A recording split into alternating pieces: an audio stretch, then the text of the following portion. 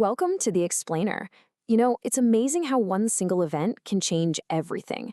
Today, we're going to break down how a blocked trade route back in the 15th century didn't just force people to find a new path, it literally redrew the entire map of the world. So let's dive right in. How on earth does a closed trade route lead to discovering a whole new continent? Well, it all kicks off with one major event, the fall of Constantinople in 1453. Just like that, bam, Europe's main highway to Asia for all those amazing spices and silks, it was shut down. This sparked an absolutely desperate search for a new way to get their hands on those goods. All right, so this huge economic pressure, it actually triggered a massive technological revolution. You have to imagine, the Atlantic Ocean was terrifying to people back then. They called it the Sea of Darkness. But suddenly, it wasn't this impossible barrier anymore. It was seen as a potential superhighway for exploration. See, with the Ottoman Empire now controlling all the old routes, powers like Spain and Portugal had their backs against the wall. They had a really critical choice to make: find a brand new way to Asia by sea, or face total economic collapse. I mean, this wasn't just some fun adventure. This was about pure survival. Okay, but to even think about conquering the Atlantic, these sailors needed a whole new set of tools. And this is where it gets really interesting. They didn't invent everything from scratch. They took all this incredible knowledge from Chinese, Greek, and Arab innovators and mashed it together. This new navigator's toolkit, it's what finally gave them the confidence to sail out where they couldn't see land anymore. It was this incredible fusion of global science that was literally the key to unlocking the open ocean.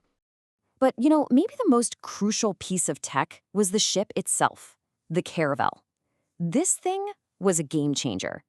It wasn't just built to sail with the wind. That's the easy part. No, its advanced triangular sails meant it could actually zigzag against the wind. And think about what that means.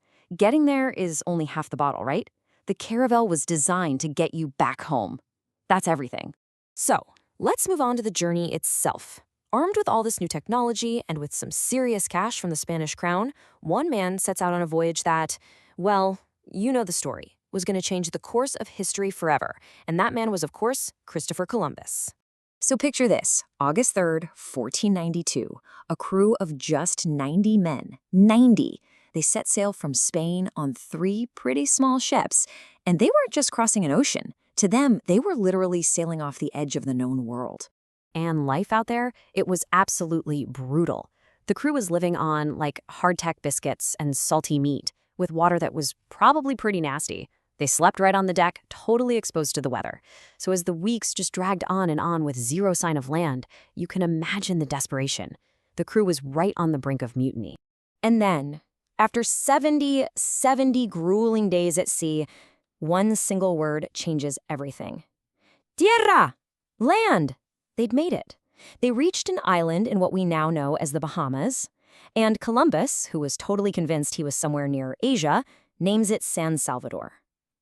From that moment on, the world would never, ever be the same. But, that moment of discovery, it turned into an era of conquest, and fast. And the fall of these huge, vast American empires, it wasn't just a story about having better weapons. No, it was a total masterclass in strategy and, honestly, manipulation. The thing is, the Spanish were always vastly outnumbered, but they had this one crucial advantage. They were experts at finding the cracks in a society and exploiting them. In Mexico and again in Peru, they found local groups who were unhappy with the rulers, and they fueled those existing rivalries. They basically turned these empires against themselves from the inside out. Now, that divide and conquer strategy, it didn't work everywhere.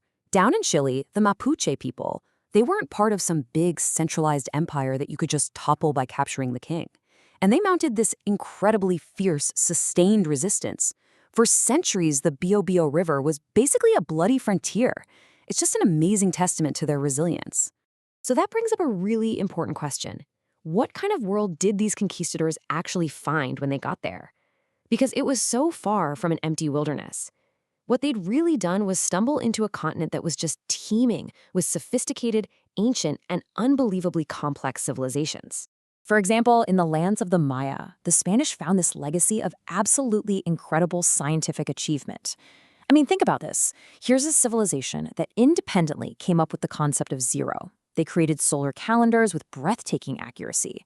Their grasp of math and astronomy, it rivaled, and yeah, in some cases, it even surpassed their own conquerors. Just staggering. And then you go further north, and the Aztec capital, Tenochtitlan, just left the conquistadors completely speechless. It was an absolute engineering marvel, a huge, orderly city that looked like it was floating on a lake. When it came to size, cleanliness, organization, there was nothing like it in Europe. Nothing. And then way up high in the Andes, you have the Inca Empire. And this was just a masterclass in administrative genius. They had this incredible system of social organization and food storage. And with it, they managed this huge, diverse territory so well that they had basically eliminated famine. Think about that for a second. That is a remarkable, remarkable achievement of social engineering. So the collision of these two worlds, the European and the American, it unleashed a period of change that was just breathtakingly fast. I mean, a whole new global order was forged in the span of just a few decades. It's almost hard to wrap your head around. And this timeline right here, it just shows you the insane speed of this transformation.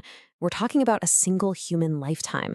In that short period, two of the world's greatest empires were toppled, and the entire economic and political map of the Americas was just completely and irrevocably redrawn. Wow. So this all leads us to the big question, right? How does a voyage from the 15th century still define our world today?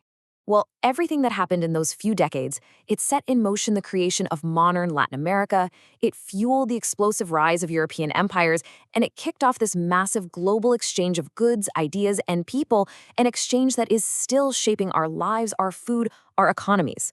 It's a pretty powerful reminder that the past, well, it's never really past, is it?